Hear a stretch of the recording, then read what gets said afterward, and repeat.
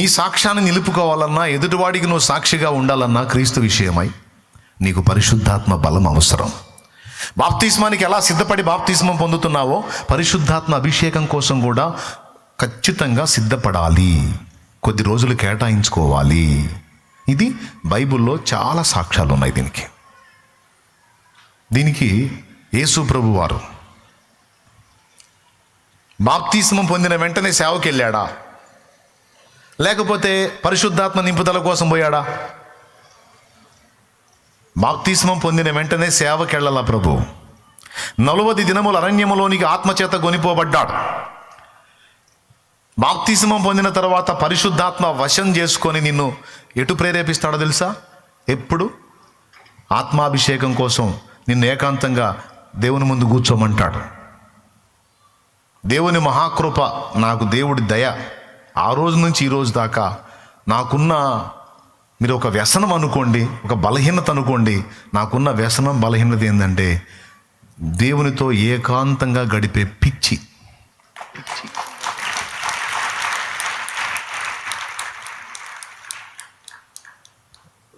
కొంచెం అవకాశం దొరికినా అలా నెట్టబడతా ఉంటాను నేను దేవునితో ఏకాంతానికి. పరిశుద్ధాత్మ అలా నడిపిస్తూ ఉంటాడు.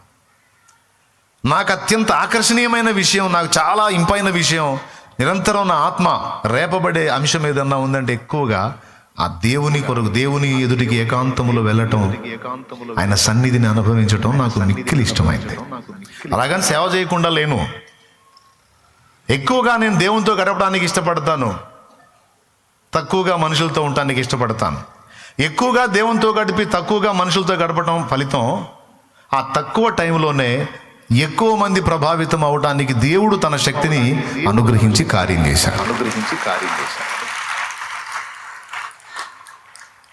కానీ ఈరోజు సేవకులను చూసినా, విశ్వాసులను చూసినా ఆత్మలు రక్షించాలన్న ధ్యేయం ఉంది, కానీ ఆత్మలను రక్షించడానికి కావాల్సిన శక్తినిచ్చే పరిశుద్ధాత్మను పొందుటలో నిర్లక్ష్యం చేస్తున్నారు. నీళ్లు లేని పైరు ఎట్లా పచ్చగా ఉంటుంది? పచ్చగా వర్ధిల్లని పైరు ఎలా పంటనిస్తుంది? మంచి పంట చేతికి రావాలంటే పైరు పచ్చగా ఉండాలి, పచ్చగా ఉండాలి, నీరు ఉండాలి కదా. పరిశుద్ధాత్మయే లేనిది వర్షము లేని పైరు చందం వేయది, వర్షము లేని పైరు చందం వేయది. అయ్యలారా, బాప్తిస్మం పొంది అక్కడతో ఆగిపోయారు. ఏనాడన్నా 10 రోజులు కూర్చొని పరిశుద్ధాత్మ అభిషేకం కోసం ప్రార్థన చేశారా? యేసు ప్రభు ఏమో 40 రోజులు గడిపాడు, అపోస్తలులేమో మేడగది మీద 10 రోజులు గడిపారు, పౌలేమో బాప్తిస్మం పొందిన వెంటనే అరేబియా ఎడారిలోకి వెళ్ళాడు. ఇలాగ భక్తుల్ని చూసినా, ప్రభువును చూసినా బాప్తిస్మం పొందిన వెంటనే వాళ్ళు అరణ్యపు అనుభవంలోకి వెళ్ళారు. యేసు ప్రభుకి బాప్తిస్మం ఇచ్చిన యోహాను సైతం అరణ్య అనుభవంలో దేవుని వాక్కు పొందాడు. ఇన్ని లేఖనాలు మనకు సాక్ష్యం ఉంటే పరిశుద్ధాత్మ అభిషేకం కోసం సిద్ధపడకుండా మనం జస్ట్ రోజు కాసేపు ప్రార్థన చేసుకుని వదిలేస్తే ఎట్లండి? అచ్చంగా అదే అంశం పెట్టుకొని ప్రార్థనలో కనీసం 3 రోజులు కూర్చున్నావా? ఒక్కసారన్నా ఒక 3 రోజులు గడిపావా? ఈ 3 రోజులు పగలు రాత్రి తేడా లేకుండా కనీసం ఒక 5 రోజులు, కనీసం ఒక 4 రోజులు, కనీసం ఒక వారం రోజులు, కనీసం ఒక 10 రోజులు. ఏమి నా కుమారి, ఏం ఆశించి నా దగ్గరకు వచ్చావు? ఏమి నా కుమారుడా, ఏం ఆశించి నా దగ్గరకు వచ్చావు? తండ్రి, నీ రక్తము చేత నన్ను కడిగి పరిశుద్ధపరిచి విమోచించావు. అయినప్పటికీ నేను ఇంకా పరమునకు ఎత్తబడలేదు, లోకంలోనే బతకాల్సి వచ్చింది. మరి లోకంలో, ఆ పాపం నిండిన లోకంలోకి నేను వెళ్ళి బతకాలంటే నాకు బలం కావాలి కదయ్యా, నీ బిడ్డగా నేను నిలబడాలంటే. లేకపోతే లోకం లాగేసిద్దిగా నన్ను, లోకము నన్ను జయించకుండానట్లు నేను లోకమును జయించున్నట్లు నీ ఆత్మను నాకు అనుగ్రహించు, నీ పరిశుద్ధాత్మతో నన్ను నింపు, నీ ఆత్మ బలము నాకివ్వు, అభిషేకము నాకివ్వు, నీ ఆత్మ ప్రభావంతో నన్ను నింపు ప్రభువా, ఆత్మ ఫలముతోను ఆత్మ వరములతోనూ నన్ను నింపు. నేను నీ కొరకు నిలబడతాను, అనేకులకు సాక్షిగా నిలబడతాను ప్రభువా. నేను నిలవగలుగుతాను, అనేకుల్ని గెలవగలుగుతాను కదా తండ్రి అని ఏనాడైనా కూర్చున్నావా? మొన్న బుధవారం చెప్పే మళ్ళొకసారి రెట్టిస్తున్నాను నేను. ఎందుకు కూర్చోలేదు అంటే దాన్ని గురించిన అవగాహన సరిగా లేదు. మరి అదంత ప్రాముఖ్యం కాకపోతే యేసు ప్రభు బాప్తిసం పొందిన వెంటనే అరణ్యపు అనుభవంలో 40 రోజులు ఎందుకు వెళ్ళాడు? అక్కడ రాసుంది అపవాది చేత శోధింపబడుటకు అని. అపవాది చేత శోధించబడ్డకు ఆయన ఆత్మ చేత అరణ్యమునకు కొనిపోబడ్డాడని ఉంది. ఆ 40 దినముల్లో 2 జరిగినాయి తెలుసా మీకు? ఒకటి అపవాది శోధన జరిగింది, మరొకటి ఆత్మ బలముతో నిండాడు. లూకాసు వార్త 4వ అధ్యాయంలో మొన్ననే చూపించాను నేను. ఏం పర్ల మళ్ళీ వినాల, మీ మైండ్కి బాగా ఎక్కాల, మీరు కూర్చోవాల దేవుని ముందు. మీలో ప్రతి ఒక్కరు ఆత్మ ఫలముతోనూ ఆత్మ వరములతోనూ నిండుకోవాలి. భాషలు ఇస్తాడో, ప్రవచనం ఇస్తాడో, ప్రత్యక్షత ఇస్తాడో, బుద్ధివాక్యం ఇస్తాడో, జ్ఞానవాక్యం ఇస్తాడో, స్వస్థపరచు వరం ఇస్తాడో, ఆత్మల వివేచన ఇస్తాడో, అద్భుత కార్యాలు చేసే శక్తి ఇస్తాడో, ఏ వరం ఇస్తాడో నిన్ను వాడుకోవటానికి, ఏ ఫలం ఇస్తాడో నీలో నుంచి వ్యక్తం కావడానికి, విశ్వాసం అనే వరం ఇస్తాడో, ఏది ఇస్తాడో నువ్వు వెళ్ళాలి కదా, దేవుని ముందు కూర్చోవాలి కదా, నీ ఆత్మతో నన్ను బలపరచమని అడగాలి కదా. ఈరోజు చాలామంది దీనికోసం పర్టికులర్గా టైం కేటాయించాలన్న పాయింట్ని మిస్ అయ్యారు. అందుకే మీకు అందరికీ చెప్తున్నాను, నేను కూడా ఆశ్చర్యపోయాను. అన్న బుధవారం దేవుడు స్పష్టంగా ఈ విషయాన్ని నాతో మాట్లాడాడు. నువ్వు మళ్ళా నాకు సమయం కేటాయించాలి, నేను మళ్ళా నిన్ను అభిషేకించాలి దా, మళ్ళా నూతన శక్తితో నిన్ను నింపాలి దా. తప్పకుండా తండ్రి, దేవుని పాదాల దగ్గరికి వెళ్ళడానికి సిద్ధపడుతున్నా. మళ్ళీ కొద్ది రోజులట ప్రతిష్ఠ చేసుకొని మళ్ళీ దేవుని ముందు కూర్చోవాలని. నాకే తప్పినప్పుడు మీకెట్ట తప్పిద్దండి? ఒకసారి లూకా 4:14 చదువునాను, ఒకసారి 4:14 చదువుతాడు. మీరు బైబిల్లో చూడండి, లూకాసు వార్త 4:14. చదువుకున్న వాళ్ళందరూ బైబిల్ తీయండి నాన్న.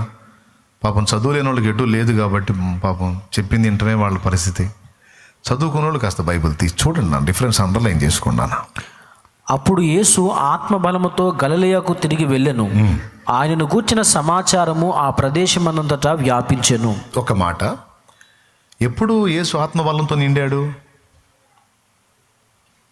40 దినముల అరణ్యపు అనుభవంలో గడిపినప్పుడు. అప్పుడు యేసు ఆత్మ బలముతో నిండుకొని గలిలయకు వచ్చెను అన్నాడు. అప్పుడు యేసు ఆత్మతో నిండుకొని అంటే అంతకుముందు? అప్పుడు ఆత్మ బలంతో నిండాడంటే అంతకుముందు ఆత్మ బలము లేదు. బాప్తిస్మం పొందాడు, వెంటనే పరిచర్యకి వెళ్ళాలా. ఆత్మ బలము పొందటానికి క్రమమును అనుసరించి అరణ్యపు అనుభవంలోకి వెళ్ళాడు. ఈ పాట మొత్తంలో మనకు సంబంధించిన మాట ఒకటి ఉంది. ఎంతమంది ఆ మొక్క పాడతారు? పాడండి.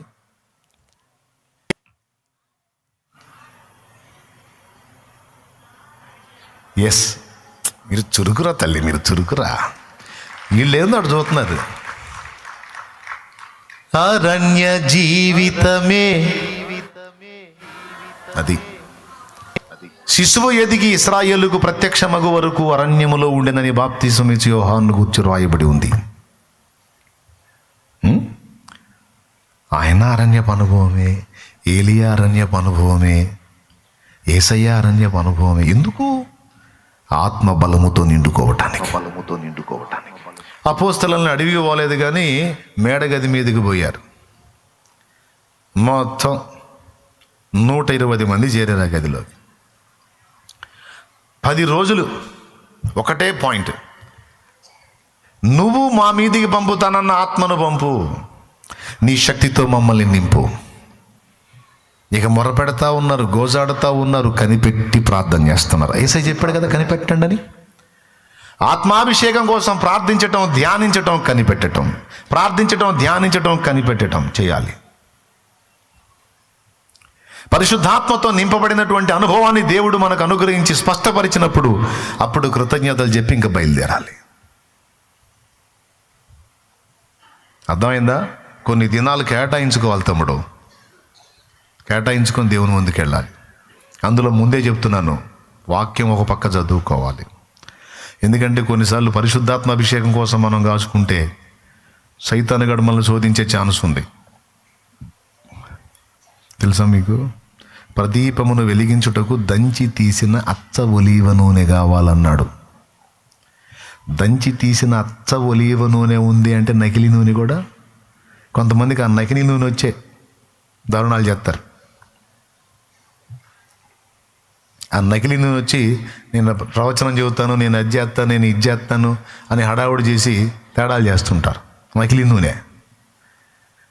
అచ్చ ఒలీవ తైలము ప్రదీపాన్ని వెలిగిస్తుంది. అలాగే మనం వెలిగించబడినట్లు, లోకానికి వెలుగునట్లు అచ్చ ఒలీవ నూనెలాగా పరిశుద్ధాత్మ అభిషేకము స్వచ్ఛంగా మన మీదికి రావాలి. అది అచ్చమైందో నకిలీదో మన క్లారిటీ ఇచ్చేది వాక్యం. మన మీదకి వచ్చిన తైలము అచ్చమైనది, నిజంగా పరిశుద్ధాత్మ అభిషేకం అయితే మన చర్యలన్నీ వాక్యానుసారముగా ఉంటాయి. అందులో కల్తీ ఉందంటే వాక్యానికి భిన్నమైన అడుగులు పడుతుంటాయి మన దగ్గర. ఇదే గుర్తు. ఎందుకంటే మీరు ఇప్పుడు నేను చెప్పాను, పోయిన బుధవారం చెప్పా, మళ్ళీ ఈరోజు చెప్పా. ఇక మీరు మోకాళ్ళు వేసి మొదలు పెడతారు, అయ్యా స్తోత్రం, కుమ్మరించునాయన నీ ఆత్మతో నన్ను నింపు ప్రభా కుమ్మరించని అడుగుతారు కదా. అడిగినప్పుడు వాడు సైతాన్ని నకిలీ నూనె నెత్తి మీద పోయి శోధిస్తే, అందుకని ముందే వాక్య ధ్యానం ప్రార్థన కనిపెట్టి దేవుని ఆత్మతో ముందే చెప్పాలి. మోసగాడు నా దరి చేరనీయొద్దు ప్రభువా, నీ పరిశుద్ధాత్మ అభిషేకం ఒరిజినల్గా నా మీదికి రావాలి. నేను పేరు ప్రఖ్యాతుల కోసం ప్రాకులాడను, ధన కనకాల కోసం నేను ప్రాకులాడను. నీ మహిమ కొరకు, ఆత్మల రక్షణ కొరకు ఖర్చు అవుతాను ప్రభువా. నన్ను వాడుకో, నన్ను బలపరచు, నన్ను నిలబెట్టు, నా ఇంటి వారిని నిలబెట్టు, నా ద్వారా సమాజాన్ని కట్టు, నన్ను గట్టు, నా ద్వారా సమాజాన్ని గట్టు ప్రభువా. నీ ఆత్మతో నన్ను బలపరచు అంటే ఆ పరిశుద్ధాత్మ మన మీదికి వచ్చినప్పుడు అప్పుడు సాక్షులం అవుతాం మనం. పరిశుద్ధాత్మ మీ మీదికి వచ్చినప్పుడు అపోస్తల కార్యము 5లోనేమో కనిపెట్టమన్నాడు, 8వ వచనంలోనేమో ఆత్మ మీ మీదికి వచ్చినప్పుడు మీరు శక్తి నొందెదురు. ఆత్మ మీదికి వచ్చినప్పుడు మీకు బలం వచ్చింది అంటే, మీదికి రాకపోతే శక్తిహీనులుగా ఉంటారు.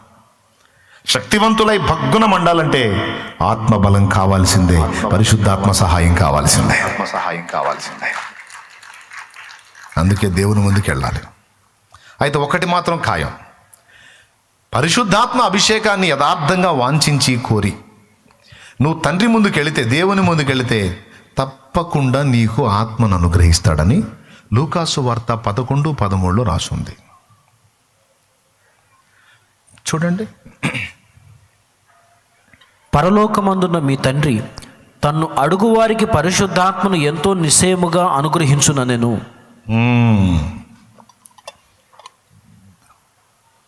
మత్తయి సువార్త 7:7లో కూడా అదే అడగమంటుంది. మోకాళ్ళుని అప్పులు తీర్చుకోవడం డబ్బులు ఈ ప్రభా, మన గోలంతా ఇదే.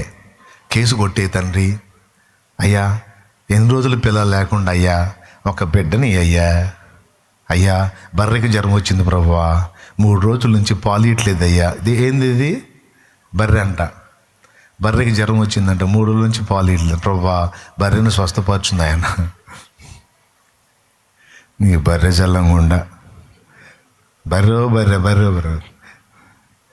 బర్రె ముఖ్యమా, ముందు పరిశుద్ధాత్మ బలం ముఖ్యమా? పరిశుద్ధాత్మ బలం నీ మీదకి వస్తే బర్రెకు వచ్చిన జ్వరం స్వస్థపరిచే కాదు, ఆ బర్రెను నువ్వు తాగితే స్వస్థత వచ్చింది. ఆ బర్రెనే కాదు, మనిషికి రోగం వచ్చినా మనిషిని తాగినా స్వస్థత వచ్చింది. అది రహస్యం. అప్పులు తీర్చే కాదు, పరిశుద్ధాత్మ బలం వచ్చిందనుకో, అప్పులు ఎలా తీర్చాలో దానికి కావాల్సిన అజ్ఞానం వస్తుంది, పరిష్కారంగా చేసుకునే తెలివి వస్తుంది, ధైర్యంగా వాటిని ఎదుర్కొనే దమ్ము వస్తుంది.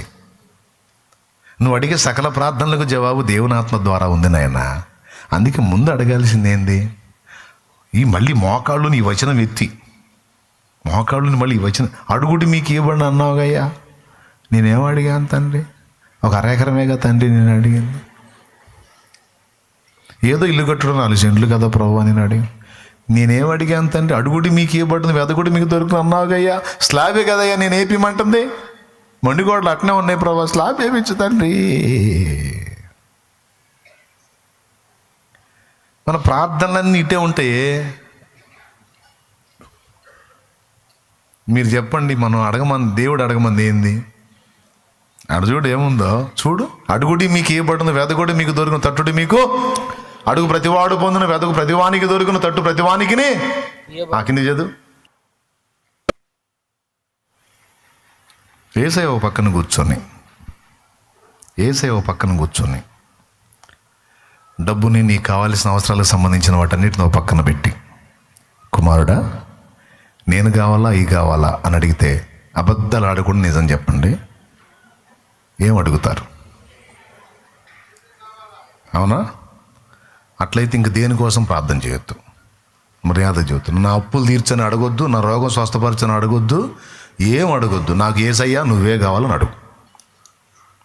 ఆయన యేసయ్యని ఏం చేసుకుంటావు? గట్టి చేయొత్తున్నావు యేసే కావాలని. ఏం చేసుకుంటావు యేసయ్యని?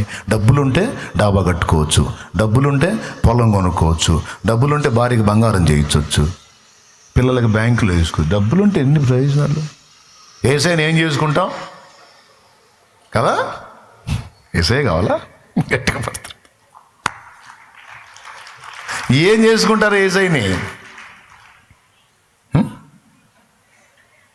అన్నీ ఉంటాయనే మామూలు కదా మీరా? మీరు ఇప్పుడు యేసయ్యని అడుగుతుంది అన్నీ ఉంటాయని. యేసయ్య ఉంటే అన్నీ వస్తాయని. అంతేనా?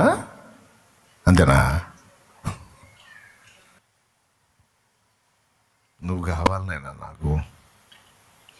నీ ఒడిలో సేద తీరాలి, నీ కౌగిల్లో ఒదిగిపోవాలి, నీ రెక్కల నీడ నాకు కావాలి. సమస్యలు నీకు తెలియకుండా వచ్చినాయా? నీకు తెలిసే వచ్చినాయి. తెలిసే అనుమతించిన వాడి అనవసరంగా ఎందుకు అనుమతిస్తావు? నాకు అవసరం కాబట్టి అనుమతించావు. నువ్వేం పిచ్చోడివా? తెలివిగల్లోడివి, జ్ఞానవంతుడివి. జ్ఞానవంతుడవి ఉండి నాకు ఈ సమస్య రానిచ్చావంటే పిచ్చితనంగా అయితే రానియవుగా, నాకు అవసరం కాబట్టి రానిచ్చావు. ఈ రోగం రానిచ్చావంటే పిచ్చితనంగా రానియవుగా, నాకు అవసరం కాబట్టి రానిచ్చావు. ఈ అప్పుల పాలు నేను కానీ కాబడ్డాను అంటే అనవసరంగా కాలేదుగా, అవసరం కాబట్టి రానిచ్చావు. నా మంచిని కోరే నువ్వు అవసరమని అనుమతించినవి అనవసరం అనుకుంటే నువ్వే తీసేస్తావు గయ్యా. కాబట్టి వాటి గురించి నాకు చింత లేదయ్యా, వాటి గురించి నాకు చింత లేదు. నాకు నువ్వు కావాలి, నీ సన్నిధి కావాలి, నీ బలం కావాలి. ఈ జీవితకాలం ముగించకముందే నీకోసం ఫలించాలి, నీకోసం వాడబడాలి, 10 మందికి దీపంగా మారాలి, 10 మందికి దీవెనగా మారాలి. నాకు నువ్వు కావాలి. నువ్వు ఉంటే నా బ్రతుకు వెలుగుతుంది. నా బ్రతుకు వెలిగితే అది 10 మందికి ఆదర్శం అవుతుంది. అయ్యా నీకోసం నేను బ్రతుకున్నట్లు నన్ను అభిషేకించు, నన్ను వాడుకోయ్యా, నాకు బలమి అయ్యా. ఒకప్పుడు తెలియక నా కోసం, నా ఇంటి కోసం అని అన్ని ఆలోచనలు చేశాను. ఈరోజు నాకు ఆశ లేదయ్యా. నన్ను, నా బిడ్డల్ని, వాళ్ళ బిడ్డల్ని కూడా బ్రతికించగల దేవుడు నువ్వు నాకు దొరికావు. ఇంకా నేను దేని గురించి ఆలోచించి దిగులు పడేదయ్యా? నువ్వు లేకపోతే కదా. సర్వకృపా నిధివి. ఏమండి వద్దులే, పాటల డోసు ఎక్కువైంది, మళ్ళీ మ్యాటర్ పోయింది. సర్వకృపానిధివి, సంపదలుగా నువ్వు ఉంటే ఇంకా నాకే. ఒక పక్క వెండి బంగారాలు, ఒక పక్క ఆయన కూర్చొని నీకు ఏం కావాలంటే ఖచ్చితంగా మీరు ఎవరిని అడుగుతారు? ఆయన నిజంగా నీతో ఉంటే ఆయనకి సాటి వస్తాయి అవి. ఆయన దలుచుకొని ఆయనకి ఇష్టమైతే అవన్నీ తెచ్చి నీ కాళ్ళ కింద పెట్టడు. అపోస్తలుల కాళ్ళ దగ్గర పడేలా, అబ్రహాం కాళ్ళ దగ్గర పడేలా. నీకెవడో ఎవడో.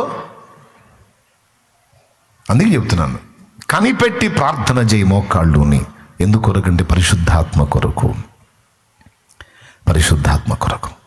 బాప్తిస్మానికి ఎలా సిద్ధపడాలో, నీటి బాప్తిస్మానికి ఎలా సిద్ధపడాలో, అగ్ని బాప్తిస్మానికి కూడా అలా సిద్ధపడాలి. నీటి బాప్తిస్మానికి ఎలా సిద్ధపడాలో, పరిశుద్ధాత్మ బాప్తిస్మానికి కూడా అలా సిద్ధపడాలి. ఈ 2 బాప్తిస్మాలు పొందితే, వినండి, ఈ ఒక్క మాట వినండి, ఈ 2 బాప్తిస్మాలు నువ్వు పొందితే 3వ బాప్తిస్మం ఉంది. ఆ బాప్తిస్మం పొందడానికి శక్తివంతురాలు అవుతాం. 3వ బాప్తిస్మము యేసు పొందిన బాప్తిస్మం, అపోస్తలులు పొందిన బాప్తిస్మం. మనల్ని సంపూర్ణులుగా చేయటానికి దేవుడు అనుమతించే బాప్తిస్మం శ్రమల బాప్తిస్మం. తెలుసా మీకు? రూపాంతర కొండెక్కాడు, ప్రార్థించడానికి ఒలీవల కొండెక్కాడు, దైవ చిత్తం నెరవేర్చడానికి గోల్గొత్తా కొండ కూడా ఎక్కాడు. మనం మిగిలిన కొండలు ఎక్కుతాం, మనం ఆ కొండ కూడా ఎక్కాలి. క్రీస్తు కొరకు శ్రమ పడాలి, దైవ చిత్తము నెరవేర్చడానికి శ్రమ పడాలి. లేకపోతే నీకు బహుమానం ఎందుకు ఇవ్వాలి? క్రీస్తు చేసిన త్యాగం అనే కొండ ఎక్కాలి. ఆ కొండ ఎక్కడానికి శక్తి పొందుతాం. పరిశుద్ధత అనే కొండ ఎక్కాలి, ఆ కొండ ఎక్కడానికి శక్తి పొందుతాం. అందుకే చెప్తున్నాను, శ్రమల కొండ. మొదటిది ఏ బాప్తిస్మం? నీటి బాప్తిస్మం. రెండవది బాప్తిస్మం. ఈ రెండు పొందితే మూడవది శ్రమల బాప్తిస్మం. ప్రభు అన్నాడు, నేను పొందబోవు బాప్తిస్మం ఒకటి ఉన్నది, నేను పొందవలసిన బాప్తిస్మం ఒకటి ఉన్నది అన్నాడు. ఎక్కడో అన్నాడు బైబిల్లో, ఏడన్నాడో తెలియండి, చూడండి. నేను పొందవలసిన బాప్తిస్మం ఒకటి ఉన్నది అన్నాడు.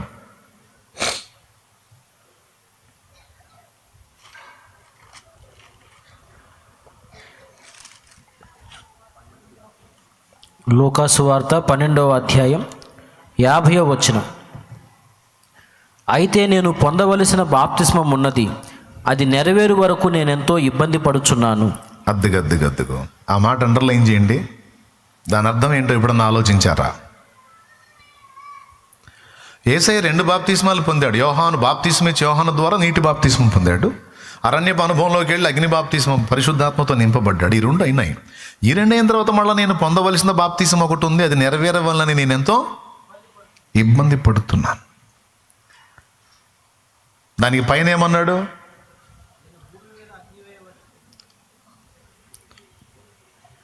నేను పొందవలసిన బాప్తిస్మం ఒకటి ఉంది, అది నెరవేరవలెనని నేనెంతో ఇబ్బంది పడుచున్నాను.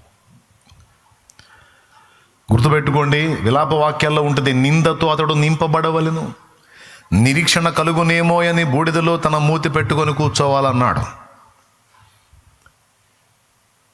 ఇక నిందల పర్వము, అవమానాల పర్వము, శ్రమల పర్వము, దానిలో ఆయన సంపూర్ణుడు కావాలి. ఇది హెబ్రీ పత్రికలో చెప్పాడు, అలాగే కొలసే పత్రికలో చెప్పాడు. హెబ్రీ పత్రికలో ఏం చెప్పాడో చూద్దాం. ఒకసారి బైబిల్ ఉన్నాళ్ళు తీసుకున్నానా, 2వ అధ్యాయం తీసుకోండి మా,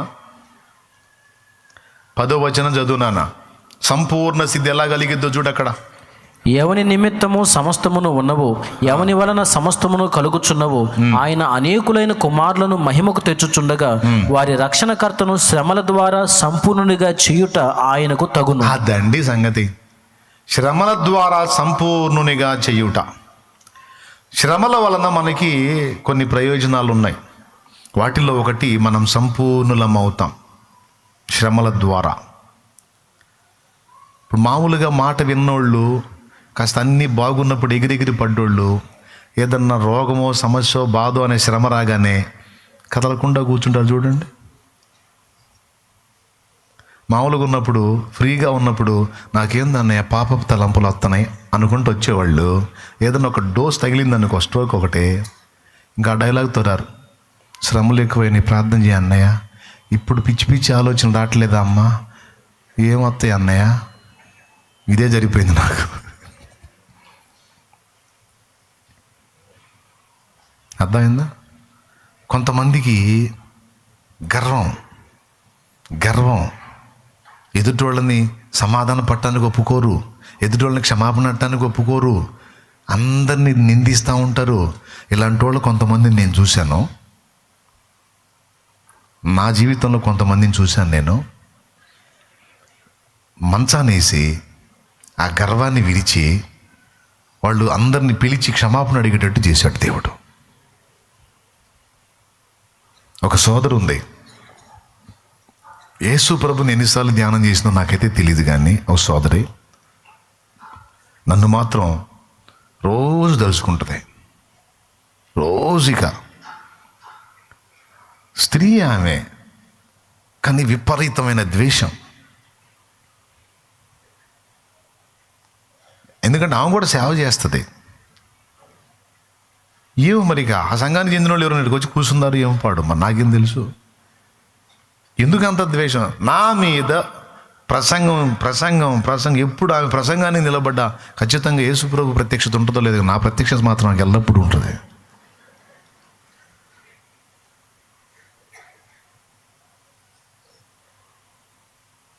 అలాంటి బిడ్డ, అంత ద్వేషించిన బిడ్డ కూడా క్యాన్సర్ బారిన పడింది. ఆ బిడ్డ